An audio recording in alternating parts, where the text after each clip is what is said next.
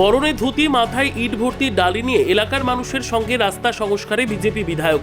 নজিরবিহীন এমন ছবি দেখা গেল মালদার গাজল বিধানসভার পাতালসিং গ্রামে। ব্যক্তিগত উদ্যোগে বেহাল রাস্তা সংস্কারে এলাকাবাসীর সঙ্গে একেবারে ধুতি পরে মাথায় ডালি নিয়ে কাজ করলেন বিধায়ক চিন্ময় দেব বর্মন। ভোট বৈতরণী পার করতে যেমন খুশি তেমন সাজো প্রতিযোগিতা, কটাক্ষ ছুড়ে দিল তৃণমূল। যে ঘটনাকে কেন্দ্র করে শুরু হয়েছে রাজনৈতিক তরজা। কিন্তু কেন এমন করতে হলো বিজেপি বিধায়ককে? জানা গেছে গাজলের মাঝরা অঞ্চলের পাতালসিং গ্রামে করুণ পরিণতি রাস্তার। স্বাধীনতার পর থেকে ওই গ্রামে কোনোদিন পাকা রাস্তা হয়নি। দীর্ঘদিন ধরে এলাকার মানুষের দাবি ছিল রাস্তার। গ্রামে ঢুকতে পারে না দমকল বা অ্যাম্বুলেন্স। বর্ষার সময় পরিস্থিতি এতটাই খারাপ থাকে, যানবাহন তো দূরের কথা, পায়ে হেঁটে চলার অযোগ্যই রাস্তা। কিন্তু বিভিন্ন সময়ে বিভিন্ন ক্ষেত্রে প্রতিশ্রুতি মিললেও হয়নি রাস্তা। কিছুদিন আগে শ্রীরামচন্দ্রের পুজো উপলক্ষে ওই গ্রামে আমন্ত্রিত হয়ে যান বিধায়ক চিন্ময় দেব বর্মন। এলাকার মানুষ তার কাছে দাবি রাখে রাস্তা সংস্কারের। তারপরেই ব্যক্তিগত উদ্যোগে প্রায় 2 লক্ষ টাকা খরচে ভাঙা ইট দিয়ে সাময়িকভাবে রাস্তা সংস্কারের ব্যবস্থা তিনি করেন। এলাকাবাসীর সঙ্গে ঠিক একজন শ্রমিক হিসেবে তিনিও কাজে নেমে পড়েন। কিন্তু এই ছবি সামনে আসতেই প্রশ্ন হচ্ছে, এতদিন তবে কি করছিলেন বিধায়ক? কেনই বা তিনি আগে নিজের বিধায়ক তহবিল থেকে রাস্তা সংস্কারের ব্যবস্থা করেননি? যদিও তৃণমূলের কাছে ঘটনা ভোটমুখী নাটক, তবে এসবের মাঝে সাময়িক স্বস্তি পেল পাতালসিংয়ের মানুষ। কিন্তু পাকা রাস্তার জন্য কবে তাদের ভাগ্যে শিকে ছিড়বে সেটা তারা হয়তো নিজেরাও জানেন না।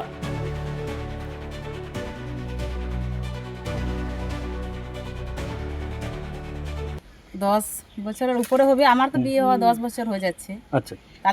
তখন থেকে দেখছি এরকমই আছে রাস্তাটা।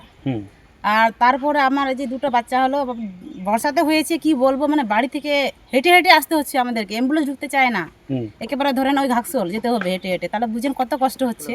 একটা ডেলিভারি অসুস্থ মায়ের আর কি ওরকম হেঁটে যাওয়া কত কষ্টকর।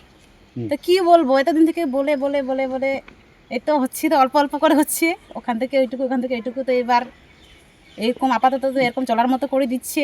তো আশা করবো পরবর্তীতে আমাদের যারা আছেন, মানে আমাদের উপরে যারা আছেন লেভেলে, তারা একটু দেখবেন আমাদের অসুবিধাগুলো আর একটু।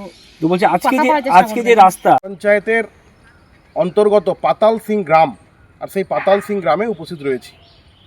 এই গ্রাম বা জনবসতি দেশ স্বাধীনের সময় থেকে চলে আসছে। রাজবংশী এবং আদিবাসী সম্প্রদায়ের মানুষের বসবাস এই এলাকায়। মূলত আমি এখানকার জনপ্রতিনিধি 2021 সালে নির্বাচিত হওয়ার পরে বারংবার এই এলাকায় এসেছি, কিন্তু এত বড় রাস্তা কোনোভাবে করেই আর করে দেওয়ার মতো প্রতিশ্রুতি দিতে পারিনি বা করে দিতে পারিনি। কিন্তু আজকে আপনারা দেখছেন এই গ্রামের সমস্ত দিদিরা, মহিলারা, আমি কিছুদিন আগে একটা অনুষ্ঠানে এসেছিলাম 22শে জানুয়ারি, আর ভগবান শ্রী রামচন্দ্রের পুজো আর এই গ্রামে হয়, সেই পুজোয় আমাকে আমন্ত্রণ করেছিল, আমি এসেছিলাম। এবং এই রাস্তার বেহাল দশা আবার আমার চোখের সামনে আসে। এবং এই পাড়ার এই সমস্ত মায়েরা, বোনেরা, দিদিরা আবদার করে যে তাদের কোনো রকম অসুখ বিসুখ হলে হসপিটাল যেতে, ছোট ছোট বাচ্চাদের স্কুলে পাঠানোর জন্য গাড়ি, স্কুলের গাড়ি আর এই এলাকায় ঢুকতে চায় না, বা বিভিন্ন নিত্যনৈমিত্তিক কাজের জন্য, যাতায়াতের জন্য প্রচণ্ড অসুবিধা হয়। আর সেই জন্যই তারা আমাকে দাবি করেছিল যে এই রাস্তাটা মেরামত করতে হবে। সেটা আমি করব বা করে দেওয়ার ব্যবস্থা করব। আমি ব্যক্তিগত উদ্যোগে, সম্পূর্ণ ব্যক্তিগত, এমএলএ বিধায়ক ফান্ড নয়, ব্যক্তিগত উদ্যোগে আমি এই গ্রামের মানুষদের, গ্রামের মায়েদের, বোনেদের পঞ্চায়েতের সাহায্য নিয়ে আর এই গ্রামের এই রাস্তাটি মেরামতের কাজে আজকে আমরা সমবেত হয়েছি। যেখানে কাজ করতে গেছেন সেটা বিজেপি অধ্যুষিত অঞ্চল। উনি নিজেও বিজেপির থেকে এমএলএ পাস করেছেন, এখানে এমএলএ উনি আছেন। তো মাননীয় মহাশয়ের কাছে আমার রিকোয়েস্ট, উনি এখন ওই যেমন খুশি তেমন সাজো প্রতিযোগিতায় নেমেছে। কোনো সময় ডালি নিয়ে চলে যাচ্ছেন, কোনো সময় ধুতি পরে চলে যাচ্ছেন, পাগলে কিনা বলে ছাগলে কিনা খায়, এরকম পরিস্থিতি। আগামী দিনে ভোট বৈতরণী পার হওয়ার জন্য এটা করছেন উনি, কিন্তু গাজলের সুস্থ সমস্ত মানুষ, বুদ্ধিজীবী মানুষ জানে যে যারা কর্মকে করছে এবং কাজকে করছে না। ব্যুরো রিপোর্ট, উত্তর বাংলা সংবাদ।